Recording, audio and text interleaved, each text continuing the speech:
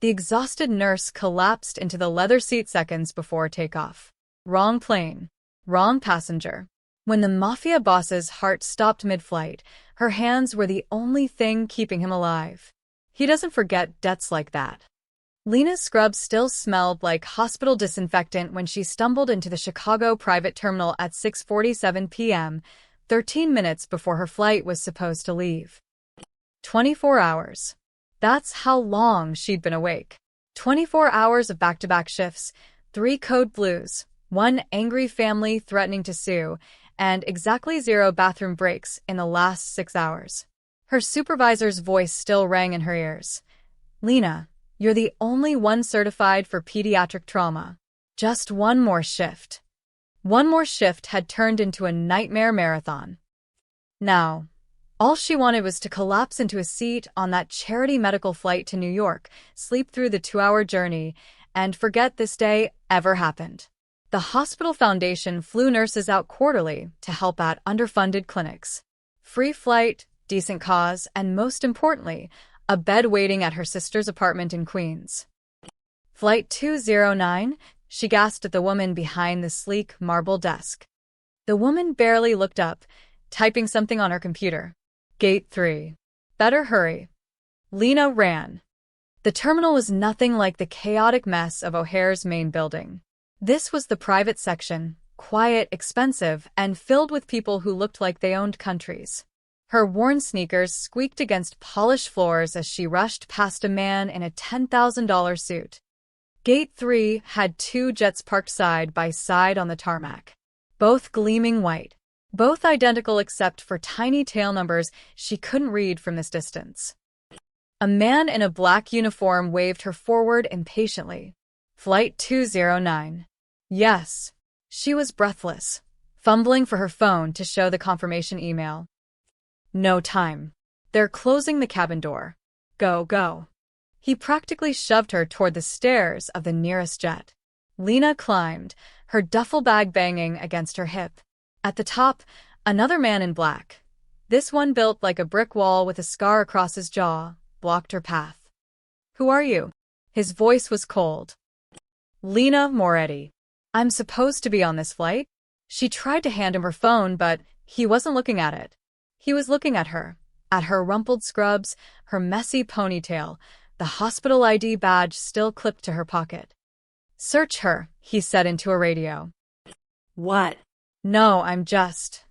A woman appeared, equally stone-faced, and patted Lena down with swift, professional movements.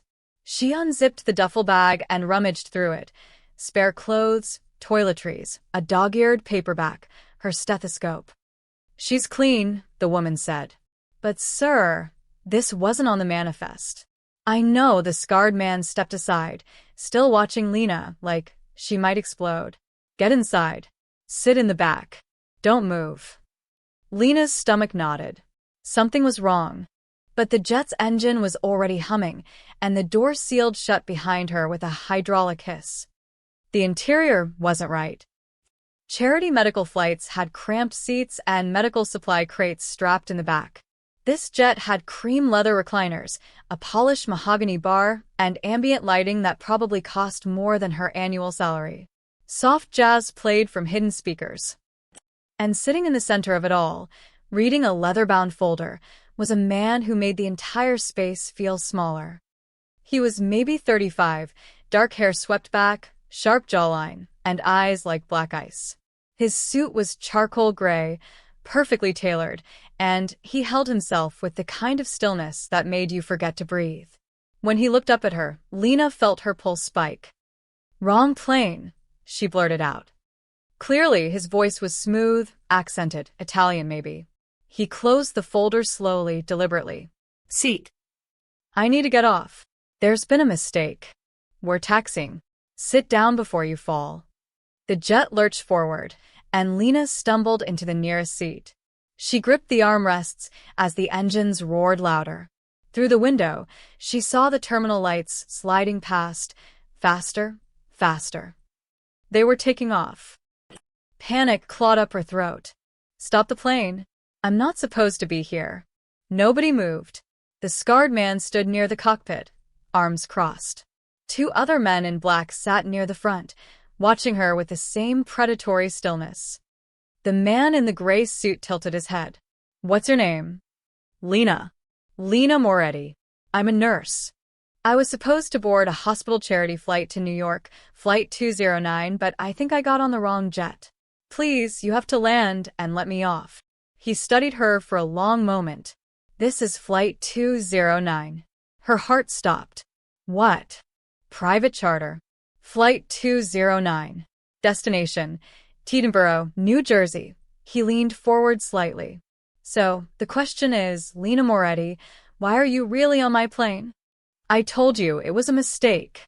There were two white jets and the guy at the gate just pointed and—" "Convenient story. It's the truth." Her voice cracked. "Look, I just finished a 24-hour shift. I'm exhausted." I grabbed the wrong plane. That's it." One of the men near the front spoke up. "Boss, her badge says Northwestern Memorial. I can verify." The man in the gray suit, "Boss," gestured lazily. "Do it." The bodyguard pulled out a phone and stepped away, murmuring into it. Lena's hands were shaking now. Who were these people? Why did a private flight need armed security and someone they called boss? Then it hit her. The expensive suits. The cold eyes. The way everyone deferred to him like he could end their lives with a nod. "Oh God. You're Mafia," she whispered. His expression didn't change, but something flickered in those dark eyes. Amusement, maybe. Or warning. "I'm a businessman." She couldn't finish. Her brain was short-circuiting. She'd just accidentally boarded a Mafia boss's private jet. This was how people ended up in the Hudson River, wearing concrete shoes. The bodyguard returned. "She's legit, boss." "You're a nurse. 5 years at Northwestern. No criminal record. Social media is all hospital memes and her sister's dog." The man in the gray suit leaned back, some of the tension leaving his shoulders. "Interesting. So, can we land?" "Please." Lena's voice was small now. "We're at 30,000 feet, Miss Moretti. We'll land in New York in 90 minutes. He picked up his folder again, dismissing her. "Try not to touch anything." Lena sank into her seat, numb. 90 minutes trapped on a plane with people who probably killed for a living. 90 minutes to figure out if she'd survive this. She closed her eyes and prayed this was just a nightmare born from sleep deprivation. But when she opened them, the man in the gray suit was still there, reading his folder like he hadn't just upended her entire world. And somewhere over Indiana, 30,000 feet in the air, Lena Moretti realized her simple life had just become unimaginably complicated. 50 minutes into the flight, Lena had almost convinced herself she'd walk away from this alive. The man in the gray suit, she still didn't know his name, had ignored her completely. He'd made 3 phone calls in rapid Italian, signed documents his scarred bodyguard brought him, and sipped espresso from an actual porcelain cup. Like this was just another Tuesday. Lena stared out the window at the darkening sky, her mind racing through escape plans for when they landed. Get to the terminal. Find airport security. Disappear into a crowd. Then she heard it. A sharp intake of breath. A cup hitting the floor. She turned. The man had gone rigid in his seat, one hand clutching his chest, his face draining of color. The folder slipped from his lap. His jaw clenched so tight she could see the muscle jumping. "Boss." The scarred bodyguard was on his feet instantly. "Boss, what's wrong?" The man tried to speak but couldn't. His breathing came in short, desperate gasps. Lena's training kicked in before her fear could stop her. She launched out of her seat and crossed to him. "Let me see him." "Now." "Back off." The scarred man pulled a gun. "He's having a heart attack, you idiot. Move or he dies." Something in her voice, the absolute certainty, the command, made him hesitate. The man in the gray suit's eyes found hers, and in them she saw something she hadn't expected, terror. "Let her," he rasped. Lena dropped to her knees beside his chair. His skin was clammy, lips tinged blue. Classic signs. "How long have you had heart problems?" "Don't," he gasped. "Have. You're having a cardiac episode. Don't lie to me. She pressed 2 fingers to his neck. His pulse was erratic, fast then slow then fast again. Arrhythmia. Bad. She looked up at the bodyguards. Medical kit. This plane has one. Find it. Now. They scattered. The scarred one returned seconds later with a red case. Lena ripped it open. Basic supplies, thank God. Blood pressure cuff, stethoscope, aspirin, and AED. Anyone knows CPR? She demanded. Silence. Perfect, she turned back to her patient. Listen to me. I need you to chew these. She shoved 2 aspirin tablets at him. Chew, don't swallow. He obeyed, his movements shaky. She strapped the blood pressure cuff on his arm while listening to his chest with her stethoscope. The rhythm was chaos. His heart was misfiring, struggling. Is there a defibrillator in here? She was already pulling out the AED, praying it worked. That thing. One of the guards pointed. Yes, that thing. She powered it on, attaching the adhesive pads to the man's chest after ripping open his expensive shirt. Buttons scattered across the floor. Everyone back. Don't touch him. The AED analyzed his rhythm. Shock advised. Clear. She pressed the button. His body convulsed. The jet hit turbulence at the same moment, and Lena nearly went sprawling. She caught herself on the armrest, then checked his pulse again. Still irregular, but stronger. Come on, she muttered. Don't you dare die on me. She started chest compressions, fast, hard, counting in her head. 30 compressions. 2 rescue breaths. The scarred bodyguard watched, his gun forgotten, his face pale. Is he going to make it? His voice cracked. Not if you keep talking. Lena didn't stop. Sweat dripped down her temple. Her arms burned, but she kept going. 15 years of training, hundreds of codes run. This was just another patient. Just another life. Except it wasn't. If he died, she had no idea what these men would do to her. The AED beeped. Analyzing. No socket baist. She checked his pulse.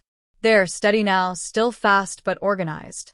His color was returning, the blue fading from his lips. His eyes fluttered open, unfocused. Welcome back, Lena breathed. He stared at her like he was seeing a ghost. You saved your life. You're welcome. She sat back on her heels, adrenaline still flooding her system. You have a heart condition. Probably structural. And you've been ignoring it because men like you think admitting weakness will get you killed. His mouth twitched. Almost a smile. Accurate. Stupid. She stood, wiping her hands on her scrubs. You need a hospital. Real doctors. Scans. Medication. No hospitals. Then you'll die. Maybe not today, maybe not this week, but soon. She packed up the medical kit with shaking hands. Your choice. He sat up slowly, wincing. The scarred bodyguard moved to help him, but he waved him off. His dark eyes never left Lena's face. What's your name? He asked again, softer this time. You already know my name. Your full name? Lena Marie Moretti. She crossed her arms. Who are you? The bodyguards tensed. Apparently nobody asked him that question. He studied her for a long moment, then extended a hand. Alessandro Vital. My friends call me Sandro. She didn't take his hand. We're not friends. No, his eyes gleamed with something unreadable. But you just saved my life. In my world, that means something. The way he said it sent chills down her spine. Through the window, lights appeared in the distance. New York. They were descending. Lena returned to her seat, her heart still hammering. She'd saved him. She'd actually saved him. But as the jet's wheels touched down 20 minutes later, she realized something that made her stomach drop. Alessandro Vitali wasn't going to let her just walk away. The private terminal at Teterboro was nothing like Chicago's rush. It was after midnight, the space nearly empty except for a black SUV waiting on the tarmac with its engine running. Lena grabbed her duffel bag the moment the cabin door opened. Thanks for the ride. I'll just... Miss Moretti, Sandro's voice stopped her cold. He was standing now, still pale but steady. The The scarred bodyguard hovered nearby, like a nervous mother hen. Where exactly do you think you're going? Queens. My sister's apartment. Then far away from you. No. The single word hit like a wall. Lena turned slowly. Excuse me? You saved my life. He buttoned his ruined shirt, somehow still managing to look intimidating. That creates a debt. One I intend to repay. I don't want your money. I'm not offering money. He descended the jet stairs carefully, and his men immediately flanked him. You're coming with me. Like hell I am. Lena's voice echoed across the empty tarmac. I'm not something you can just keep. I did my job. A good deed. Now I'm leaving. Sandra reached the ground and turned to face her. In the harsh floodlights, she could see the exhaustion in his eyes, the way he held himself slightly hunched to protect his chest. My doctor needs to examine me, he said quietly. You're a nurse. You'll monitor my vitals until he arrives. 48 hours. Get someone else. I don't trust anyone else. His gaze locked onto hers. You held my heart in your hands, Lena. You could have let me die. You didn't. That means something. It means I'm a decent human being, not your personal property. Boss, the scarred bodyguard interrupted nervously. We need to move. Too exposed here. Sandro ignored him. Your return flight to Chicago. When was it scheduled? Lena's stomach sank. Tomorrow afternoon. Already departed. He gestured to the SUV. Your luggage, your ticket, everything, all on that charity flight you missed. You have no money for a hotel, no way home until you book another flight, he paused. Or you can stay in a secure penthouse, eat real food, sleep in an actual bed, and make sure I don't die in the next 2 days. Your choice. She hated that he was right.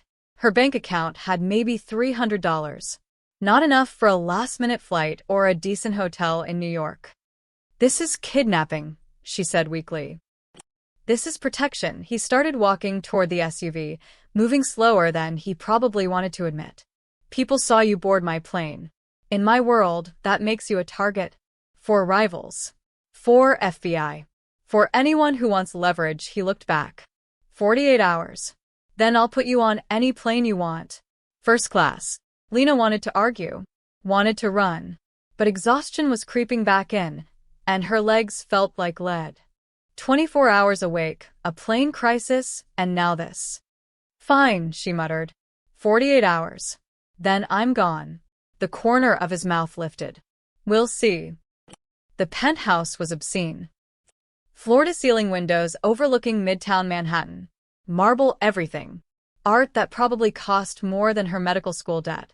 Lena stood in the entrance, duffel bag hanging from her shoulder, feeling like she'd stepped into another universe. Guest room is down the hall. Sandro moved to a leather couch and sat with a barely concealed wince. My doctor will arrive in the morning.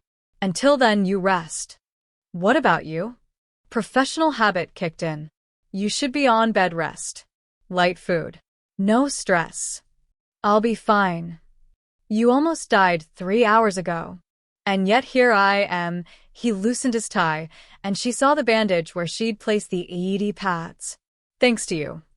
A younger man appeared from nowhere, tall, lean, maybe 25. Boss, Paolo called. He needs. Later, Sandro's tone brooked no argument.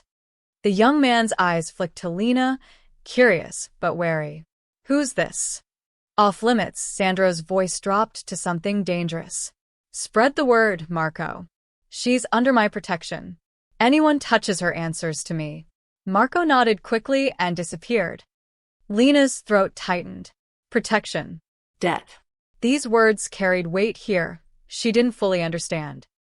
I'm not staying long, she said again, needing to hear it out loud. You said that already. Sandro leaned his head back, eyes closing. In that moment, he looked almost human. Tired. Vulnerable. There's food in the kitchen. Take what you need. She should leave. Walk out right now, find a 24-hour diner, call her sister, figure something out. But her feet wouldn't move. Your heart rate is still elevated, she heard herself say. You need proper rest. Then stop arguing with me. Despite everything, Lena almost smiled. Impossible patient. Bossy nurse. The silence stretched between them, strange and charged. Outside the windows, Manhattan glittered like fallen stars. Why? She asked quietly. Why does saving your life matter so much? Sandro opened his eyes. Because in my world, everyone wants something from me. Power, money, favors. But you. He held her gaze. You didn't even know who I was. You just saved me. The honesty in his voice caught her off guard. Get some sleep, Lena. He stood slowly, steadying himself. Tomorrow, everything gets complicated.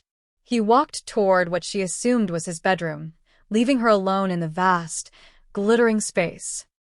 Lena found the guest room, bigger than her entire apartment, and collapsed onto the bed fully clothed. Through the window, she could see the Empire State Building lit against the night sky. 48 hours. She'd survive 48 hours. Then her phone buzzed. A text from an unknown number. We know you're with Alessandro Vitali.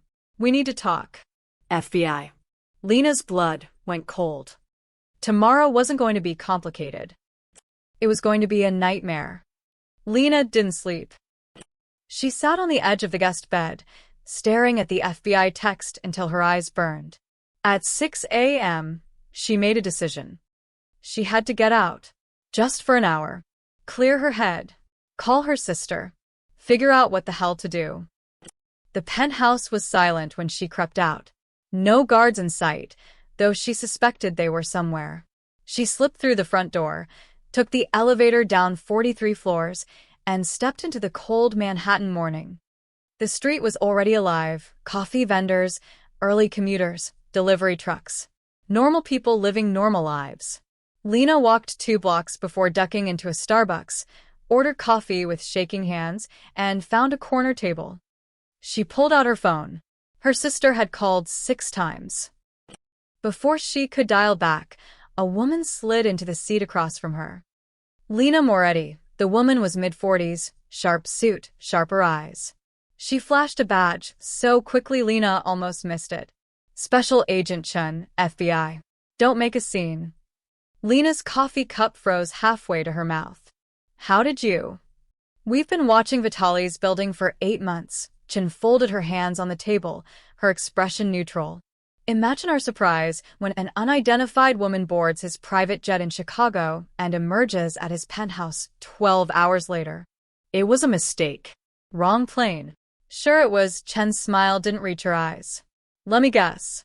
You're just an innocent bystander. Wrong place, wrong time. Yes. I'm a nurse, We know who you are. Northwestern Memorial. Good record. No prayers. Which makes this either very lucky for us or very unlucky for you. Chin leaned forward. Alessandro Vitali is a ghost. 5 years we've been building a case. Money laundering, racketeering, suspected involvement in 3 homicides. But he's smart. Careful. No evidence sticks. Lena's throat tightened. What does this have to do with me? You're inside his circle now. His home. You have access. Chin pulled out a burner phone and slid it across the table. We need you to collect information. Conversations. Documents. Photos. Anything that can help us build a case. You want me to spy on him? Lena's voice rose. Several customers glanced over. She lowered it to a harsh whisper. Are you insane? I'm not doing that. Then you're an accomplice. Chen's tone hardened. You boarded his private jet. You're staying at his penthouse. For all we know, you're part of his organization. I saved his life. He had a heart attack on the plane. I performed CPR. Convenient story. Chin stood. Keep the phone. Think about it. We'll be in touch. And Lena? She paused. If you warn him about this conversation, that's obstruction.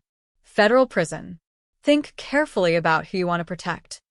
She walked out, leaving Lena sitting there with a burner phone and a stomach full of ice. When Lena returned to the penthouse 20 minutes later, Marco was waiting in the foyer. Where were you? His tone was polite, but his eyes were cold. Coffee. I needed coffee. She held up the Starbucks cup as proof.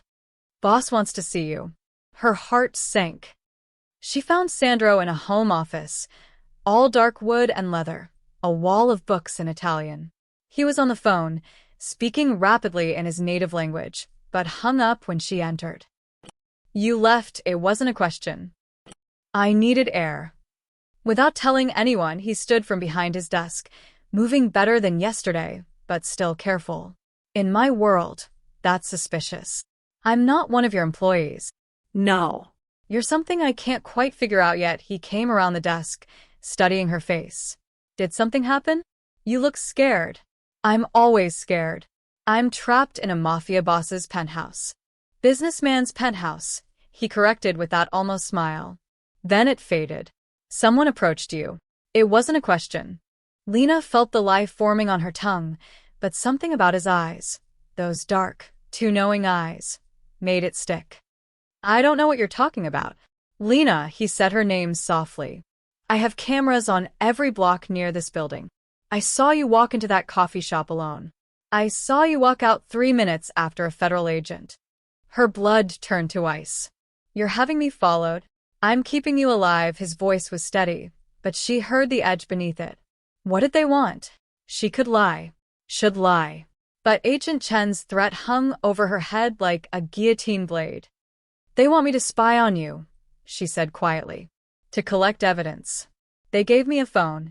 The silence that followed was suffocating. Do you have it? Sandro asked. Slowly, Lena reached into her pocket and pulled out the burner phone.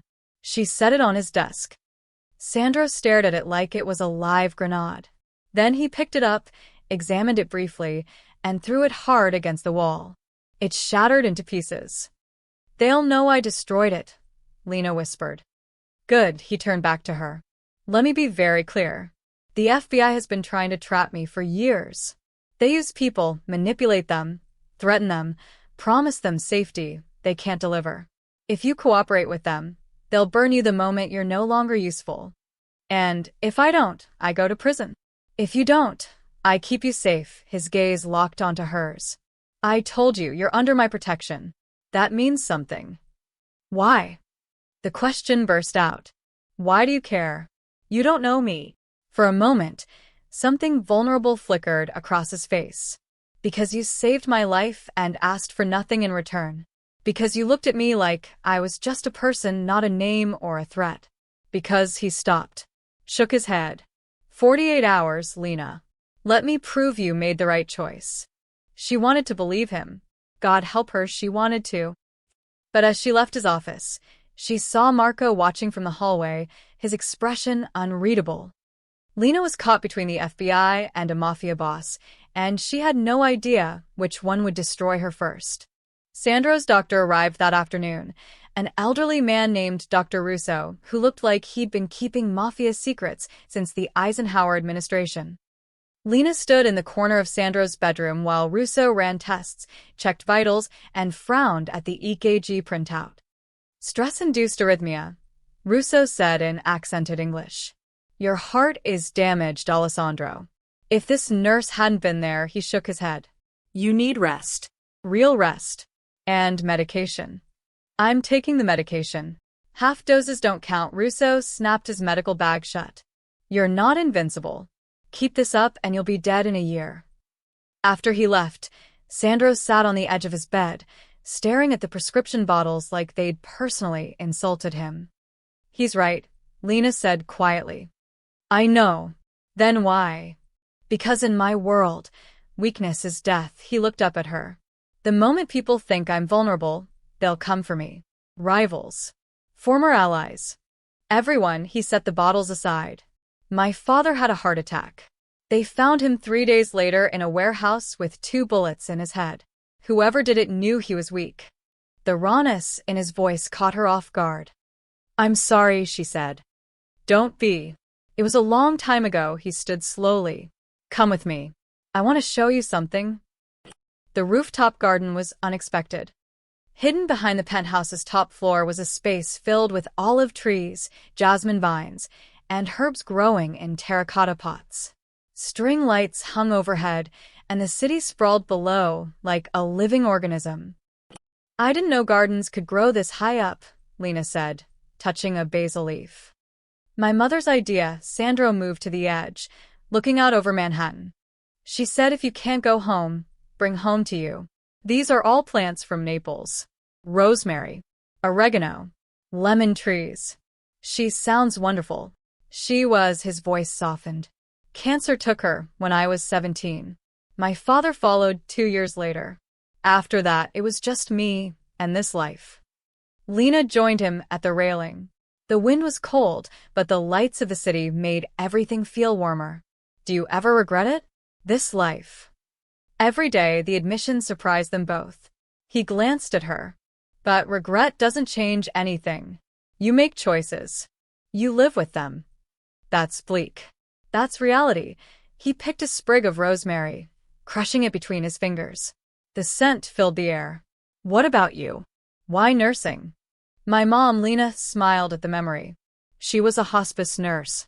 I watched her hold people's hands when they were dying, talk to them, make them feel less alone. I wanted to do that. Make a difference, even if it was small.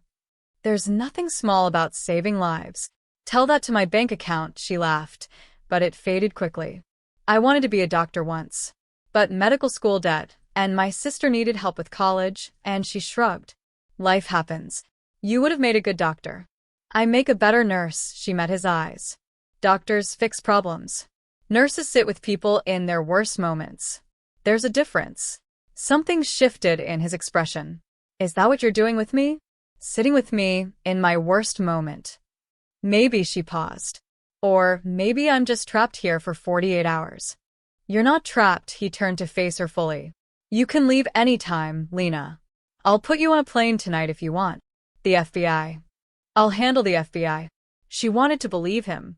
Standing here in this hidden garden, with rosemary-scented wind and string lights overhead, it was almost easy to forget what he was. Who he was. Why are you being kind to me? She asked softly. Because you saw me dying and your first instinct was to save me. Not run. Not call for help.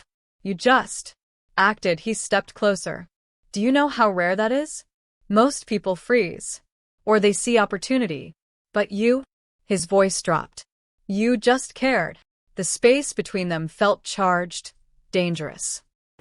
I care about everyone, Lena said, but her voice wavered. I don't. His honesty was brutal. I've hurt people. Done things I can't take back. But you? He reached out, almost touching her face before stopping himself. You make me want to be better. Her breath caught. This was wrong. He was a criminal. She should be running. But she didn't. Sandro. His phone buzzed. The spell broke instantly. He checked it, and his expression hardened to stone. What is it? Problem. He was already moving toward the stairs. Stay here. What kind of problem? He paused at the door. The kind that might get us both killed. Below, she heard voices raised in anger. Marcos shouting. Another voice she didn't recognize. Sandro disappeared into the stairwell, and Lena was left alone in the garden, heart pounding. She'd just started to trust him. And now everything was falling apart. Through the glass door, she saw Marco burst onto the lower floor, gun drawn. Whatever was coming, it was coming fast.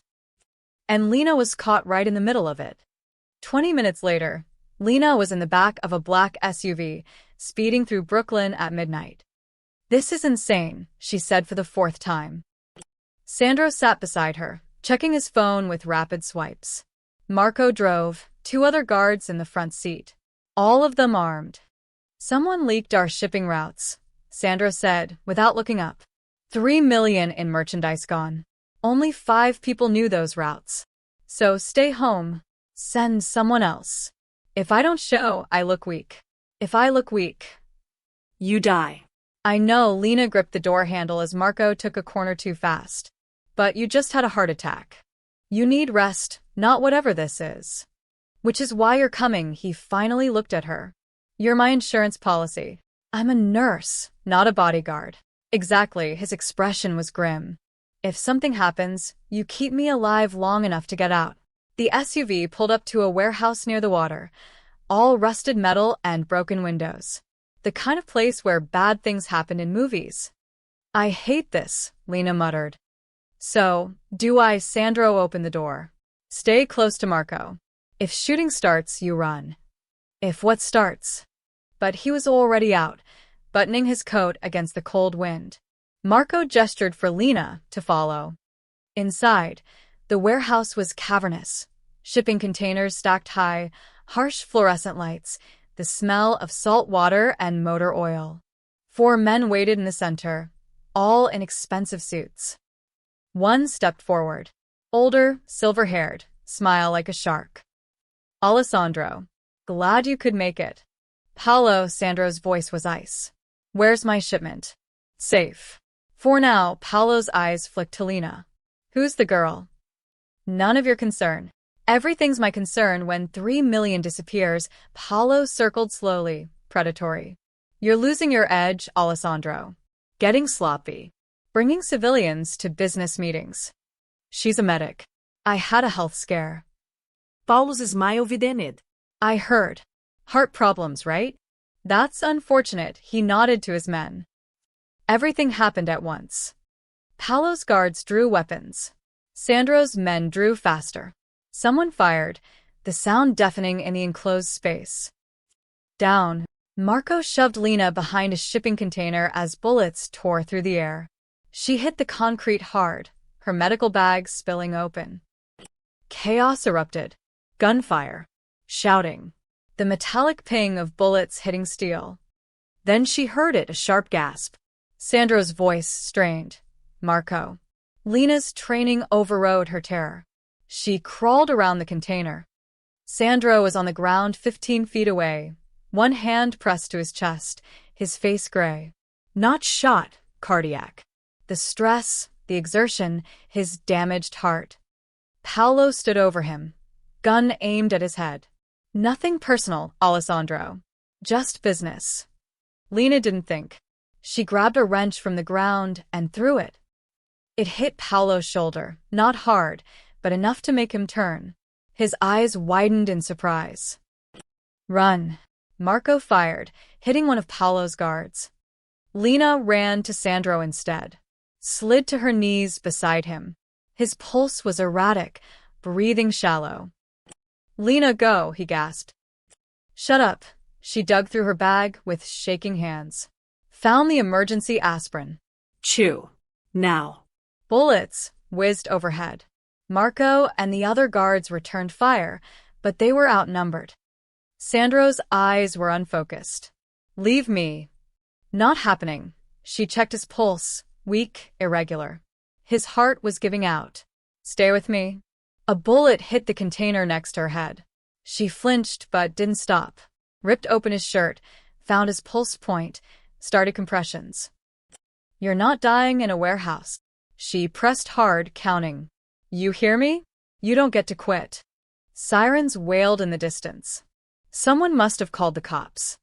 Paulo cursed. We're leaving. Move. The gunfire stopped. Footsteps retreating. Marco appeared above them, bleeding from his arm but functional. Boss. Help me get him to the car? Lena barked. Now. Together they hauled Sandro up. He was barely conscious, his weight heavy between them. They staggered to the SUV as police lights flashed in the distance. Marco threw them into the back seat and peeled out, tires screaming. Lena kept her fingers on Sandro's pulse the entire ride. It was there, faint but steady. He'd stabilized. Barely. Hospital, she said. No hospitals, Marco growled. He needs safe house. Doctor's already on his way. Marco's eyes met hers in the rearview mirror. You saved him. Again. Lena looked down at Sandro, unconscious against her shoulder, his blood on her hands, not from a wound, but from her desperate compressions.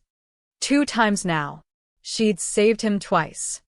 And somewhere in the chaos and terror, she'd stopped seeing him as a criminal. She saw him as Sandro. Just Sandro. The man whose heart kept trying to quit, and whose life she kept fighting to save.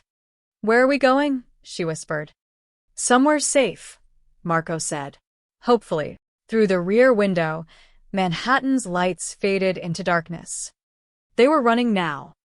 And Lena had no idea if they'd survive what came next. The safe house was a converted loft in Red Hook, sparse, industrial, a world away from the penthouse luxury. Dr. Russo worked on Sandro for 3 hours while Lena paced the concrete floor, her hands still shaking from the warehouse. Marco stood guard by the window, his arm bandaged, his face carved from stone. When Russo finally emerged from the bedroom, he looked a decade older. He's stable, sedated. But Alessandro, he shook his head. His heart can't take much more. Next time, there might not be someone there to save him. There won't be a next time, Lena said firmly. Russo looked at her sadly. In this life, there's always a next time. After he left, Lena sat in a chair by Sandro's bed, watching his chest rise and fall. Someone had cleaned him up. His face was pale against white pillows, dark circles under his eyes. Vulnerable in a way she'd never seen. She reached out, hesitated, then took his hand. "You're an idiot," she whispered. "You know that." His fingers twitched slightly in response. Her phone buzzed. Not her regular phone, that was back at the penthouse. This was a new number. Unknown. She stepped into the hallway to answer. "Miss Moretti." Agent Chen's voice was sharp. "Interesting evening you've had." Lena's blood went cold. "How did you?" "We have eyes everywhere. Warehouse shootout. Multiple casualties. And you right in the middle of it." Chen paused. "You're in deep now. Accessory to attempted murder. Obstruction of justice. Should I continue?" "I didn't do anything. I was trying to save a man's life. A criminal's life. A man we've been trying to bring down for 5 years." Chen's tone hardened. "Here's what's going to happen. You're going to tell us where you are right now. We'll raid the safe house, arrest Vitali, and you'll testify against him. In exchange, we'll grant you immunity." "No." Silence. "Excuse me?" Chen said slowly. "I said no." Lena's voice was steady despite her racing heart. "I'm a nurse. I don't let people die, even if they're criminals. That's not who I am." "Then you'll go to prison with him." "Maybe. But at least I can live with myself." She hung up. Her hands were shaking again. She'd just refused the FBI. She'd just chosen. "You chose me." Lena spun. Sandro stood in the doorway, leaning heavily against the frame. He shouldn't be awake. The sedatives should have kept him down for hours. "You should be in bed." "I heard everything." He moved toward her slowly, each step careful. "You just destroyed your life for me. I chose to be a decent human being. There's a difference." "Is there?"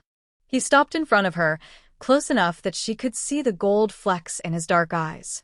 "You could have given them this address. Walked away clean. Instead, you protected me. Don't make it romantic. I'm just stubborn." "You're terrified." His hand came up, cupping her face gently. "And you still chose this." "Chose me." "I chose not to betray someone who," her voice broke. "Someone who trusted me." Lena, the way he said her name, soft, almost reverent. "I've done terrible things. Hurt people.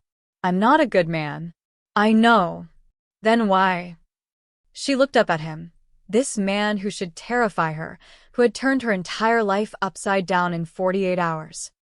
"Because when I look at you, I don't just see a criminal. I see someone trying to survive the only way he knows how. I see someone who loved his mother's garden, who grieves his father, who," she swallowed hard, "who makes me feel like I matter." His thumb brushed her cheek. "You do matter. More than you know." The space between them disappeared. His kiss was gentle at first, questioning, giving her a chance to pull away. She didn't. Her hands found his chest, feeling his heartbeat under her palms, that damaged heart she'd fought so hard to keep beating. When they broke apart, both breathless, he pressed his forehead to hers. "They'll come for us," he said quietly. "The FBI. Paolo's men. Everyone." "I know. This ends badly, Lena. No happy ending here." "I know that too." She looked up at him. "But I'm done running." A crash from downstairs. Marco shout. We've got company. Sandro's expression shifted instantly, soft to sharp, vulnerable to dangerous. How many? 4 cars. Could be FBI, could be Paolo. Marco appeared at the top of the stairs, gun drawn. We need to move. Now. Sandro turned to Lena. There's a fire escape. Marco will take you. No, she grabbed his hand. We go together, or we don't go at all. Something flickered in his eyes. Pride maybe. Or fear. Stubborn, he muttered. You have no idea. Outside, car doors slammed. Voices shouted. They had maybe 60 seconds. Sandro pulled her toward the window. Then stay close. And whatever happens, don't let go. I know, she squeezed his hand. I won't. They climbed onto the fire escape as the front door burst open below. Above them, the night sky was cloudless and vast. Below, the world closed in like a trap. And between them, 2 people who'd found each other in the worst possible circumstances held on tight, refusing to let go. The fire escape rattled under their feet as they descended into the alley. Marco led, gun drawn, scanning the darkness. Lena's heart hammered against her ribs. This way, Marco hissed, pointing toward a gap between buildings. They ran. Behind them, the safe house door crashed open. Flashlight beams cut through the darkness. FBI. Nobody move. But they were already gone, slipping through shadows, Sandro's hand never leaving Lena's. They emerged onto a side street where a nondescript sedan waited, engine running. Marco's backup plan. Get in. Marco shoved them into the back seat and peeled out as shouts erupted behind them. Lena looked back. FBI agents swarmed the building, but no one followed. They'd gotten out by seconds. Where to, boss? Marco asked. Sandro was silent, staring at his phone. Then he made a decision that changed everything. I know where Paolo is, his voice was cold. Drop me at the docks. Then take Lena to JFK. What? No. Lena grabbed his arm. You can't. I'm ending this tonight. He finally looked at her, and his eyes were hard. Determined. Paolo betrayed me. The FBI is closing in. This is the only way. By getting herself killed. By taking back control, he cupped her face. Lena, you saved my life twice. You protected me when you should have run. But I can't let you throw away your future for me. That's my choice. And I'm making mine. He kissed her forehead gently. Marco's taking you to the airport. There's a ticket waiting, first class to anywhere you want. Money in an account under your name. Enough to disappear if you need to. Tears burned her eyes. This is goodbye. This is me keeping you safe. His thumb brushed her cheek. Go home. Be a nurse. Save people who deserve it. You deserve it too. His smile was sad. No, I don't. But thank you for believing that. The car stopped near the airport exit. Marco kept the engine running, watching them in the rearview mirror with something like sympathy. Sandro opened her door. Go. Lena didn't move. Couldn't. What about Paolo? The FBI. I'll handle it. He pulled something from his pocket, a sleek black card with only his initials embossed in silver. For when you stop running. She took it, her hands shaking. Sandro. Goodbye, Lena. He stepped back, closing the door between them. Marco drove away before she could protest. She watched through the rear window as Sandro became a silhouette, then a shadow, then nothing. Lena didn't go to the airport. She told Marco to take her to the abandoned church near the Red Hook warehouses, the one she'd seen on the drive to the safe house. Something told her Sandro would go there after. If he survived. The church was beautiful in its decay, stained glass broken, pews covered in dust, but the altar still intact. She sat in the front row and waited. Hours passed. Dawn light filtered through the shattered windows. Then she heard footsteps.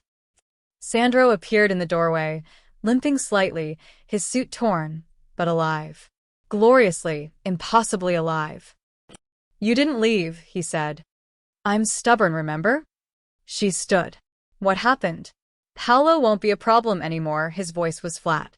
And the FBI. Let's just say I gave them something bigger to chase. A rival family. Evidence they've wanted for years, he moved down the aisle toward her. In exchange, they're leaving me alone. For now. And us.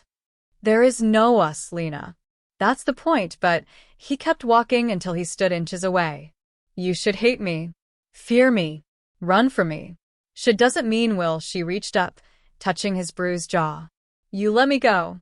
You could have kept me, but you didn't. Because you deserve better than this life. What if I don't want better? What if I just want? She stopped, the words too dangerous to say. He said them for her. Me? Yeah, her voice barely a whisper. You. His forehead pressed against hers. I'm not good for you. Probably not. This won't end well. Maybe not. Lena. Stop arguing, and she pulled him down into a kiss that tasted like goodbye and hello and everything in between. When they broke apart, he was smiling. Really smiling. Not the dangerous smirk or the controlled mask, something genuine and soft. What am I supposed to do with you? He murmured. Keep me alive. I'll keep you alive. We'll figure out the rest. That's simple. Nothing about us is simple. She took the black card from her pocket. But I'm not running anymore. He closed her fingers around the card. Then call me. When you're ready. When you've thought it through and realized how insane this is. I already know it's insane. And you're staying anyway? I'm a nurse. We specialize in hopeless cases, she smiled through tears. Besides, someone needs to monitor your heart condition. His laugh was raw and real. Bossy nurse. Impossible patient. Outside, the sun rose over New York, painting the broken church in gold. Sandra walked her to the street where Marco waited. This time when she got in the car, he didn't say goodbye. He said, see you soon, and Lena believed him. 3 weeks later. Lena stood on the rooftop garden, surrounded by olive trees and jasmine vines, Manhattan glittering below. The black card in her pocket. Her choice made. Sandro emerged from the stairwell, moving easier now, his heart finally getting the treatment it needed. You came back, he said. I never really left, she turned to face him. So, about that blood debt. Paid in full. Good, she crossed to him, taking his hand and pressing it to her chest, over her heart. Then this is something else entirely. He pulled her close, and for the first time in his life, Alessandro Vitali believed in second chances. 2 lives collided at 30,000 feet. And changed each other forever.